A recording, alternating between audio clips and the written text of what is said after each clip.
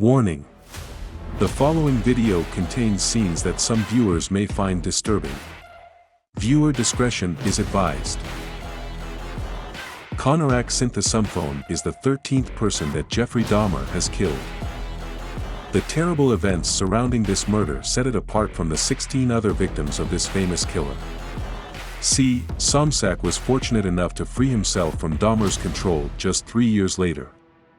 Dahmer went on to capture Konarak, who also managed to escape.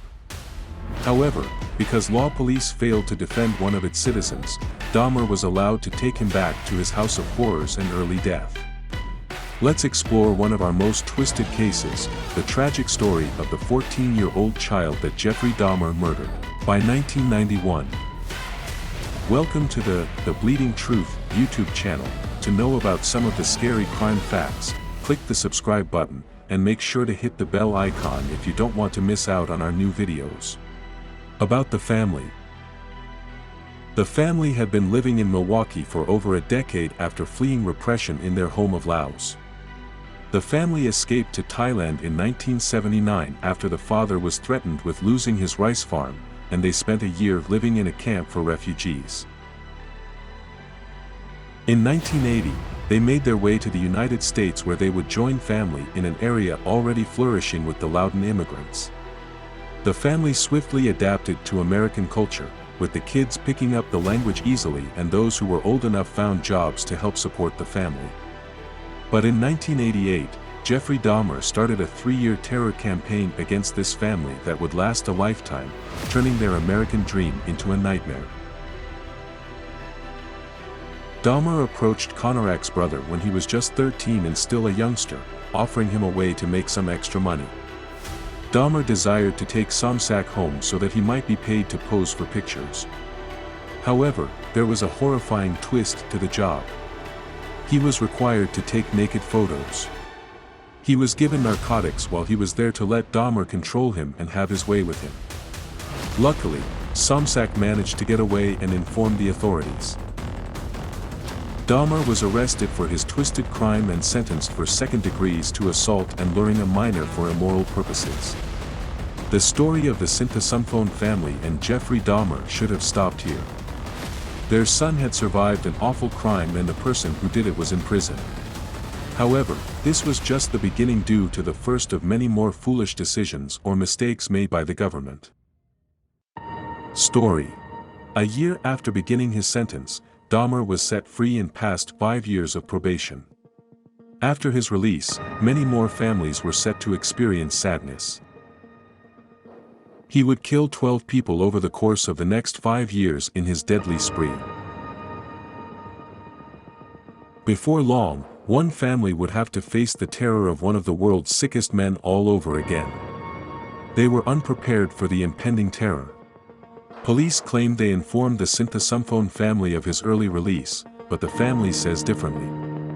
Konarak, who had no idea about Jeffrey Dahmer, found himself in the same position as his brother 3 years later. Dahmer invited him to his house and offered to pay him to pose naked in photos once more. He was unaware that Tony Hughes, the killer's final victim, was in the bedroom and that his body was starting to smell. He was never given the chance to learn this horrifying fact because Dahmer drugged him, tortured him, and then held him down while performing one of the most horrible acts a human being can commit. Using a drill, he made a hole in Konarak's skull and injected hydrochloric acid there. He attempted this homemade lobotomy because he hoped to control his victim more easily when they were in a zombie-like state. Konarak was left alone after Dahmer left the house some time, but rather than becoming helpless, he still had the desire and the strength to run away and find help.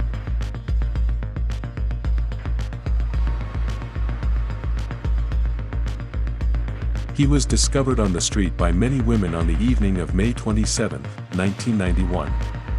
Nicole Childress, one of them, was the one who dialed 911.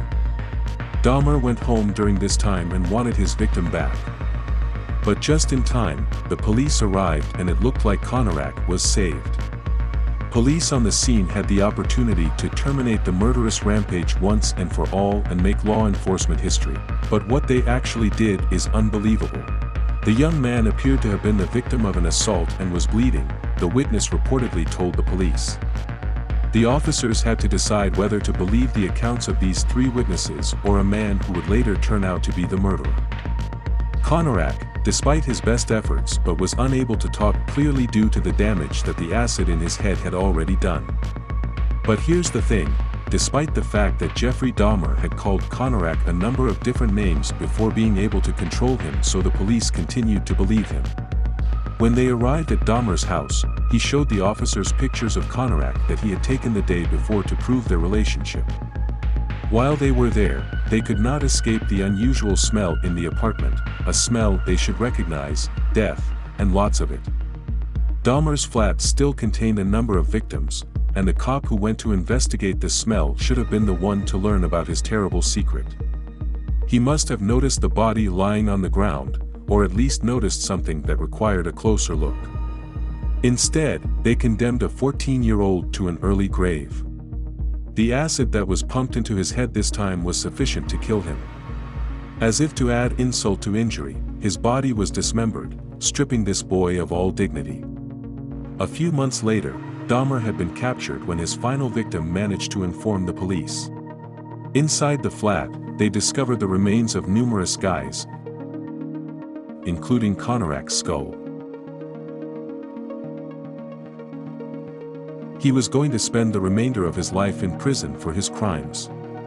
That should at least give the families of his victims some closure. But the Sinthasumphone family will never forget their encounters with one of America's most deranged men, who took one of their sons away and left another scarred for life. That brings us to the end of this video. Thanks for being to the end of the video. Don't forget to like, share, subscribe, and tell us what you think about this video below in the comment section.